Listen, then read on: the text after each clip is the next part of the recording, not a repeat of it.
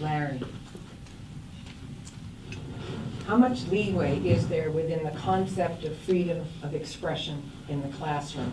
That is, where do you draw the line between what is appropriate without it being construed as overtly political or ideological? Can you hear me can you hear me back?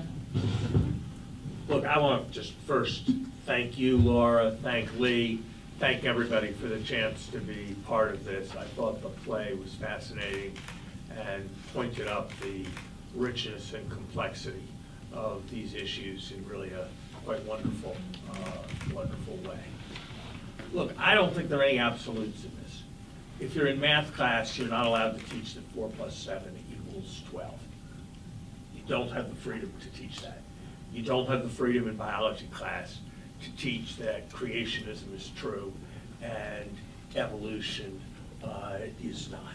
So there isn't an absolute privilege in a classroom to teach what you want. You also, I believe, have an obligation to present material in a relatively balanced way, and you have an obligation not to recognize the power that you have over your students, and to be very careful about expressing views in a way that will cause them to feel that they have to get in line with you, or they will be put at a disadvantage. I'll give you 2 examples from my time at Harvard. There was a view that many students had, and some professors had, that our required introductory economics course was tilted to the right because of the views of the professor who taught it. I wasn't sure that they were correct in that view, but I thought for the required economics course, it was a legitimate conversation for the economics department to have. There's another incident where I feel strongly that I was right, but I would guess a majority of people at Harvard thought I was wrong. We have dorms, they're called houses, where there are professors who live in the houses, and the professors have a lot of responsibility for the students. They're in charge of the students' letters that go to a law school or go to a medical school, or if they want to apply to graduate school.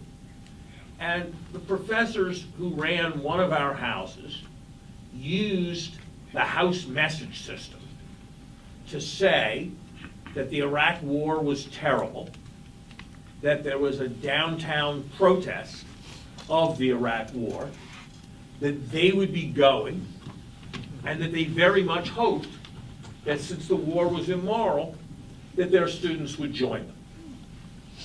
And I thought it was completely inappropriate, because I thought a student could reasonably think that if they wanted to build a recommendation with the person who was writing their law letter, that they could do it. I thought it was fine if the professor went to the thing. Might even have been fine if he wrote an editorial in the Crimson saying he did. But to use the House system to do that, I thought was wrong.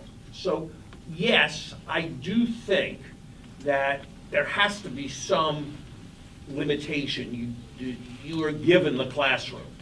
It's not like you have an unfettered right to say whatever you want in the classroom with the students that Harvard provides you. On the other hand, and this is pointed up by something in an issue that very much ran through the play, I think the one illegitimate argument for censoring a student and for censoring a teacher is that it will make students uncomfortable. I think the point of an education is to be made uncomfortable. So if there's a suggestion that students are being coerced, if there's a suggestion that intellectual material is not being presented legitimately, yes.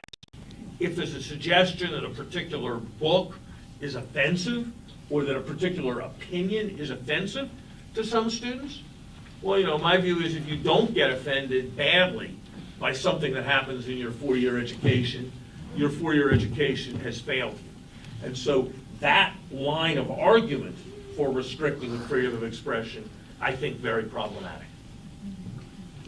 Thank you.